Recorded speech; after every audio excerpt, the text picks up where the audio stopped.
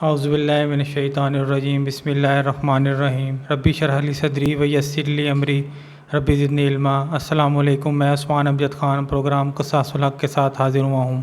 آج ہم پارہ نمبر 25 اور پارہ نمبر 26 کی مختصر تشریح بیان کریں گے۔ اگر آپ اس چینل پہ نئے ہیں تو کائنڈلی چینل کو جوائن کریں اور اس نیک کام میں حصہ ڈالیں۔ قرآن پاک میں ارشاد ہوتا ہے بسم اللہ الرحمن الرحیم یاسین والقرآن الحکیم، یعنی اس کے معنی ہے کہ یاسین، اس حکمت برے ہوئے قرآن کی قسم۔ اللہ تعالیٰ نے اس میں قسم کھائی ہے قرآن کی حکمت سے برے ہونے کی۔ بات صرف تھوڑی سی توجہ کی ہے، اس پہ غور کرنے کی ہے۔ جہاں ہم دنیا کے معاملات سلجھانے میں، گتھیاں سلجھانے میں بہت زیادہ ٹائم صرف کرتے ہیں، اگر ہم تھوڑا سا بھی ٹائم قرآن کے اوپر بھی دیں تو اللہ تعالیٰ اس کی گرہ کھولتا ہے، سینے کو منور فرماتا ہے اور ہمیں اس کی سمجھ آتی ہے۔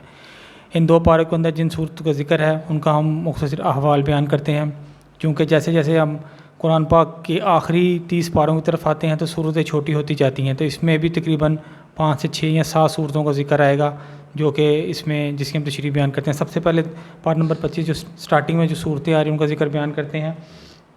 سورۃ الشورى، اس صورت میں مومنوں کی زندگی کا بہترین وصف بیان کیا گیا ہے کہ ان کے کام باہمی مشورے سے طے پاتے ہیں، یعنی وہ جو بھی کوئی کام کرتے ہیں باہمی مشورے سے کرتے ہیں، پوچھ کے مشورہ کر کے، اس کے علاوہ وہ کوئی کام نہیں کرتے۔ اس کا آغاز حامیم عین سین کاف سے کیا گیا ہے، اس لیے سورت کو حامیم عین سین کاف بھی کہا جاتا ہے۔ سورۃ الزخرف، اس کے معنی ہے مزین کرنا، سونا اور سامان آسائش کے لیے ہیں۔ اس صورت میں کفار کی راحت قلبی حق و جا کی طرف اشارہ کیا گیا ہے کہ وہ صرف دنیا کی نعمتوں کی سب کچھ سمجھتے ہیں، جبکہ اللہ کے ہاں ان کی کوئی اہمیت نہیں۔ اللہ نے صرف اعمال کو دیکھنا ہے جو ہم نے دنیا میں کیے گئے ہوں گے، اور انہی کے وزن کے مطابق ہمیں آخرت میں حصہ ملے گا۔ اللہ ہی چاہے تو ہر انسان کو اس قدر دولت عطا کر دے کہ اس کے گھر، دروازے، سیڑھیاں اور دیگر سامان بھی سونے کا بنا دے۔ اس عنوان کی طرف اشارہ کرتے ہوئے اس صورت کا نام سورۃ الزخرف رکھا گیا ہے۔ سورۃ الدخان، دخان کے معنی ہے دھواں۔ اس صورت میں بتایا گیا ہے کہ قیامت کے روز آسمان پر دھواں چھا جائے گا اور اس طرح کائنات کا نظام ختم ہو جائے گا، اسی لیے صورت کو اس بنا پہ سورۃ الدخان بھی کہا گیا ہے۔ اس صورت میں قیامت کی ہولناکیوں کا ذکر کیا گیا ہے۔ سورۃ الجاثیہ، اس کے معنی ہیں گھٹنوں کے بل بیٹھ کر یا متمجمع ہونا۔ اس صورت میں قیامت کے احوال کا ذکر کیا گیا ہے، اسی نام سے صورت کا نام اخذ کیا گیا ہے۔ سورۃ الاحقاف، اس کے معنی ہے ریت کا ٹیلہ۔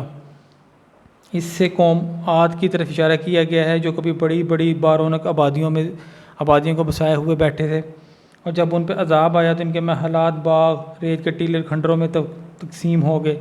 اسی بنا پہ صورت کا نام سورۃ الاحقاف رکھا گیا ہے۔ سورۃ محمد صلی اللہ علیہ وآلہ وسلم، اس صورت کی دوسری آیات میں آپ صلی اللہ علیہ وآلہ وسلم کا اسم گرامی محمد صلی اللہ علیہ وآلہ وسلم بیان کیا گیا ہے، اور اس بات کی طرف اشارہ کیا گیا ہے کہ جو کچھ ان پہ نازل ہوا ہے اس پہ ایمان لانا لازمی ہے، اس پہ عمل کرنا لازم ہے، ورنہ کوئی عمل قبول نہیں ہوگا۔ لہذا آپ کے نام اس صورت اسی وجہ سے رکھا گیا کہ اس صورت میں کہ سٹارٹنگ میں آپ کا نام آیا۔ اس صورت مبارکہ میں قتال کا ذکر بھی ہے، اس لیے سورۃ القتال بھی کہا جاتا ہے۔ سورۃ الفتح، بہت عظیم و شان صورت، مسلمانوں پہ اطمینان سکینت عطا کرنے والی صورت۔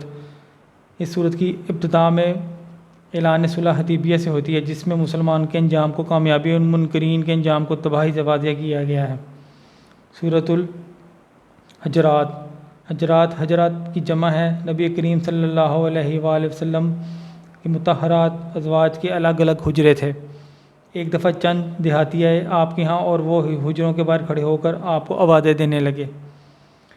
ان کے اس انداز کو پسند نہ کیا گیا اور ان کے بارے میں یہ بیان کیا گیا قرآن پاک میں، جس کا معنی یہ ہے کہ اے نبی صلی اللہ علیہ وآلہ وسلم، جو لوگ آپ کو حجروں کے باہر سے پکارتے ہیں ان میں سے اکثر بے عقل ہیں۔ اسی بنا پہ صورت کا نام اس سے اخذ کیا گیا۔ سورۃ القاف، قاف حروف مقاط سے شروع ہوتے ہیں جس کے معنی اللہ تعالیٰ کو ہی معلوم ہے۔ اس سے سورۃ السابقات بھی کہتے ہیں۔ سورۃ الزاریات، اس کی پہلی آیات والزاریات ذروا اس کے نام سے اخذ ہوا ہے۔ اس سے مراد تیز ہوائیں ہیں جو پانی کو اٹھا کر دور دراز علاقوں تک لے جاتی ہیں۔ اب ہم چلتے ہیں پارے کی مختلف تشریح کی طرف۔ اس میں دعا کا ذکر کیا ہے کہ نعمت کی حالت میں بھی مانگنی چاہیے اور نعمت میں اللہ کو نہیں بھولنا چاہیے۔ زیادہ تر لوگ اس طرح کرتے ہیں، قرآن میں بھی اس کو درج کرا ہے کہ جب کوئی نعمت ملتی ہے تو اللہ کا شکر ادا نہیں کرتے، اللہ سے مانگتے نہیں ہیں، اور جیسے کہ مصیبت آتی ہے تو لمبی لمبی دعائیں اپنی مناجات اور حاجات کرنا شروع کر دیتے ہیں۔ ہمیں ہر حال میں اللہ سے مانگنا چاہیے اور اس کا شکر ادا کرنا چاہیے۔ آسمان و زمین کی کنجیاں اللہ کے پاس ہے، وہی جانتا ہے کس کو کشادہ رزق دینا ہے اور کس کا رزق اللہ تعالیٰ نے تنگ کرنا ہے۔ قتل و غارت، فحش کی کثرت، اخلاقی برائیاں جیسی جو علامات ہیں قرب قیامت کی دلیل ہیں۔ دعا کی قبولیت، ایمان لائے عمل صالح کرنے والوں کی دعائیں اللہ تعالیٰ قبول فرماتے ہیں۔ مصیبت، بہت سی مصیبتیں ہمارے برے اعمال کا نتیجہ ہوتی ہیں، اگرچہ اللہ بہت گناہ معاف بھی کر دیتا ہے۔ غصے پر معافی، کسی پر غضب ناک ہونے کے باوجود معاف کر دینا اللہ کے غضب سے بچاتا ہے اور جنت میں لے جانے والا عمل ہے۔ برائی کا بدلہ، برائی جتنی بھی ہو مگر اس کو معاف کر دینا اور اصلاح کر دینا اجر کا باعث بنتا ہے۔ قدرت الہی، کسی کو لڑکے، کسی کو لڑکیاں، کسی کو دونوں دیتا ہے یا کسی کو باندھ کر دیتا ہے، یہ سب اللہ تعالیٰ کے ہی اختیار میں ہے۔ اس میں سواری پر بیٹھنے کی دعا کا بھی ذکر کیا گیا ہے کہ جو اس سواری پر بیٹھنے کی پڑھنے کی دعا کی اہمیت کا بھی پتہ لگتا ہے۔ رحمت کی تقسیم، ان کے ہاتھ میں نہیں ہے، سب خیر جسے اللہ چاہتا ہے دیتا ہے، رحمت کے خزانے کی تقسیم بھی اللہ تعالیٰ خود ہی کرتا ہے۔ دوست دشمن، متقین کے سوا باقی دوست روز قیامت دشمن بن جائیں گے۔ دوستی کی بنیاد ایمان اور تقوی پر ہونی چاہیے۔ اس میں لیلۃ المبارکہ کا ذکر کیا، وہ رات جس میں قرآن کا نزول ہوا اور تمام امور کے فیصلے ہوتے ہیں، یہی لیلۃ القدر ہے۔ رمضان المبارک کا آخری سات چل رہی ہیں جس میں ہمیں لیلۃ القدر کی تلاش کرنے کی زیادہ سے زیادہ کوشش کرنی چاہیے۔ اللہ تعالیٰ ہمیں عطا فرمائے۔ گھٹنوں کے بل، ہر امت اس دن گھٹنوں کے بل اپنے اعمال ناموں کے ساتھ پیش ہوگی، سارا تکبر ختم ہو جائے گا۔ تکبر کی وجہ سے انسان کے حق میں قبول نہیں ہوتا اور تکبر چونٹیوں کی شکل میں پیش کیے جائیں گے۔ قرآن کی حقانیت جلد واضح ہو جائے گی اور جب یہ خود اس کو اور اس کے گرد کی نشانیوں کو دیکھ لیں گے۔ اس میں دنیا کی چاہت پا لینے کا ذکر کیا گیا ہے کہ جو کوئی دنیا کی چاہت پا لے گا آخرت میں اس کا کوئی حصہ نہیں ہوگا، آخرت تو آخرت چاہنے والوں کو ہی ملے گی۔ نعمت پر غرور، عام طرز عمل ہے جس کی وجہ سے دوسروں کو حقیر سمجھا جاتا ہے، اس تکبر سے بچنے اور توبہ کرنے کی ضرورت ہے۔ عارضی متاع، اس دنیا میں جو ملا وہ عارضی ہے، زیادہ بہتر یہ ہے کہ جو چیز اللہ کے پاس ہے اس کی ہم اللہ تعالیٰ سے اس کو توفیق سے مانگیں۔ قیامت کے دن اندھیروں کی شکل میں ظلم آئے گا، ظلم کرنے والے نبی کریم صلی اللہ علیہ وآلہ وسلم کی شفاعت سے محروم رہیں گے، یعنی ظلم ایک اتنی بڑی بلا ہے کہ جو قیامت کے دن اندھیروں کا سبب بھی بنے گی۔ صراط مستقیم کا ذکر ہے، اس طرف جانے اللہ کی راہ ہے جو ہر چیز کا مالک ہے اور اسی کی طرف امور کو لوٹتے ہیں۔ شیطان کا تسلط، ذکر سے غفلت، غصہ کرنا، بعد نماز جماعت کا اہتمام نہ کرنے والا شیطان کے تسلط میں آ جاتا ہے۔ ذکر کرنا بہت زیادہ ضروری ہے، نماز پڑھنا، قرآن کرنا، یہ تمام چیزیں ہی جو ہے ہمیں شیطان کو تسلط سے میں دور رکھتی ہیں۔ علم کے باوجود خواہش نفس کی پیروی کرنے والے کے کان، دل پر مہر، آنکھوں پر پردہ ہوتا ہے۔ اللہ تعالیٰ ہمیں ان لوگوں میں شامل نہ فرمائے۔ اب ہم چلتے ہیں پارہ نمبر 26 کی مزید تشریح کی طرف۔ اس میں اللہ تعالیٰ نے بتایا گیا ہے کہ جن لوگوں نے اللہ کو شریک بنایا زمین و آسمان کو دیکھیں اور اس سے عبرت حاصل کریں، مستقل مزاجی کے ساتھ نیک کام کرتے رہیں، اجر جنت ہے۔ ایمان کے بعد استقامت سب سے اچھا عمل ہے، یعنی کوئی بھی نیک کام چھوٹا ہو، ہم کوئی اچھا کام شروع کرتے ہیں، نیک شروع میں ہمیں لگتا ہے کہ یہ چل نہیں رہا، ہمیں اس کا کوئی فائدہ نہیں ہو رہا، لوگوں کو فائدہ نہیں ہو رہا اور ہم اس کو چھوڑ دیتے ہیں، اور یہ تمام چیزیں ہمیں شیطان، اگر آپ کوئی نیک کام کرتے ہیں، کوئی دیکھے نہ دیکھے، کوئی سنے نہ سنے، آپ اپنی اس ترتیب سے کرتے جائیں، اجر اللہ تعالیٰ سے لینا اور اجر اللہ تعالیٰ نہیں دینا ہے۔ اور ایسا ایسا ہے کہ جب آپ کوئی نیکی شروع کرتے ہیں قافلہ بنتا جاتا ہے، لوگ آپ کے ساتھ شامل ہوتے جاتے ہیں، نیکیاں تقسیم ہوتی جاتی ہیں اور ہر بندے کو اس کے اجر کے محنت کے مطابق اللہ تعالیٰ اجر دیتے رہتے ہیں، نیکی ضائع نہیں جاتی۔ نیک اولاد کا ذکر ہے، 40 سال کی عمر کو پہنچ کر والدین کی قدر محسوس کر لیتی ہے اور ان کے لیے دعا کرتی ہے۔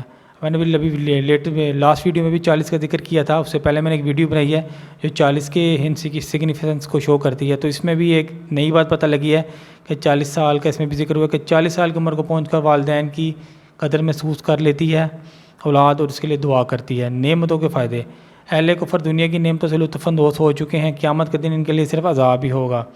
صحابہ دنیا کی نعمتیں ملنے پر اس سے ڈرتے ہوئے روتے تھے اور آخرت میں کہیں ہمیں اجر نہ اس کا ملے، یعنی ان کو جب کوئی نعمت ملتی تھی تو وہ گھبرا جاتے تھے کہ ہمیں دنیا میں اللہ نے کوئی چیز دے دی ہے، پتہ نہیں آخرت میں ہمیں کوئی اجر ملتا ہے کہ نہیں ملتا۔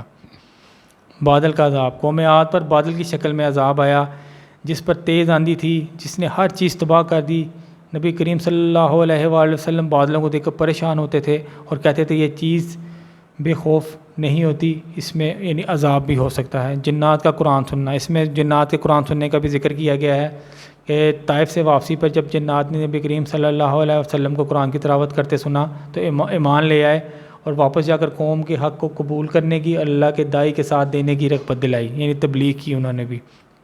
کفر کرنے والے خواہ کتنے ہی اچھے کام کیوں نہ کریں، ان کے تمام عمل ضائع ہو جائیں گے، اور وہ لوگوں کو اللہ کی راہ سے روکتے ہیں۔ اللہ کا حق نہ دینا، حق بندوں کے حق کے لیے بھاگ دوڑ ان کی کسی بھی کام نہیں آئے گا۔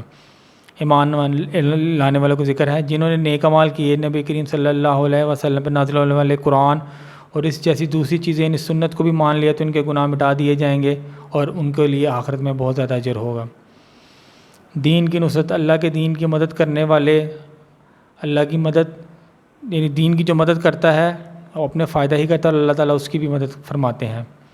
متقین کے لیے جنت، پانی، دودھ، شراب کی نہریں ہوں گی اور ہر طرح کے پھل اور اللہ تعالیٰ کی بخشش ہوگی۔ تدبر، دل کے قفل کھولنے کے لیے قرآن پر غور کرنا ضروری ہے کیونکہ یہی علم کا سر چشمہ ہے۔ تبدیلی کا سور، دین کی نشر و اشاعت حفاظت کا کام نہ کیا تو اللہ دوسری قوموں کو اسلام کی توفیق دے کر تم سے بدل دے گا اور وہ دین کی سربلندی کے لیے کام جاری رکھیں گے اور دین کا کام تسلسل سے چلتا رہے گا۔ صلح حدیبیہ کا اس میں ذکر کیا گیا ہے کہ بظاہر ناپسندیدہ شرائط پر صلح کی گئی مگر اس نے آگے چل کر مسلمانوں کے لیے کامیابی کے دروازے کھول دیے۔ سچا خواب، نبی کریم صلی اللہ علیہ وسلم کو جو خواب دکھایا گیا وہ پورا ہو جائے گا، وہ پورا ہو گیا۔ اللہ اور اس کے امور سے آگے نہ بڑھو، رسول صلی اللہ علیہ وسلم کے احکامات سے آگے نہ بڑھو، مجلس میں مسجد میں اونچی آواز میں ان کو نہ پکارو، ان کے حجرے کے باہر کھڑے ہو کر ان کو نہ آوازیں دو۔ اخلاق کا ذکر کیا ہے، مذاق اڑانے والے، عیب لگانے والے، برے نام رکھنے والے، بدگمانی، تجسس اور غیبت سے بچنے کا حکم دیا گیا ہے۔ کساب مسقط، قرآن پچھلی کتابوں کی تصدیق کرتا ہے اور ظالموں کو تنبیہ کے لیے آیا ہے۔ ماں کا حق اپنی جان خطرے میں ڈال کر بھی بچے کو جنم دیتی ہے، اسی لیے اس کا حق زیادہ ہے۔ نافرمان اولاد، والدین کی نصیحت کو سننے کے بجائے فرسودہ باتیں کہہ کر ان کی باتوں کو فرسودہ کہہ کر نظر انداز کر دیتے ہیں، یعنی ہمیں ان سے زیادہ علم ہے، ان کو اتنا بھی علم نہیں ہے۔ دین کو ناپسند کرنا عمل کو ضائع کرنے کا سبب ہے۔ اللہ تعالیٰ کوئی حکم کسی کو ناگوار لگے تو یہ بہت بڑا اس کے لیے ایک عذاب ہے۔ اللہ تعالیٰ کی ہر حکم کو ہماری عمل و فہم سے جو بالا ہو یا اس کے اندر بھی ہو تو ہمیں ہر حال میں قبول کرنا چاہیے۔ بخل کا ذکر کیا ہے، دنیا پر خرچ کرنا مگر اللہ کی راہ میں خرچ نہ کرنا بخل ہے۔ بخل کا نقصان انسان کو خود ملتا ہے اور اس کے لیے مشکلات آتی ہیں۔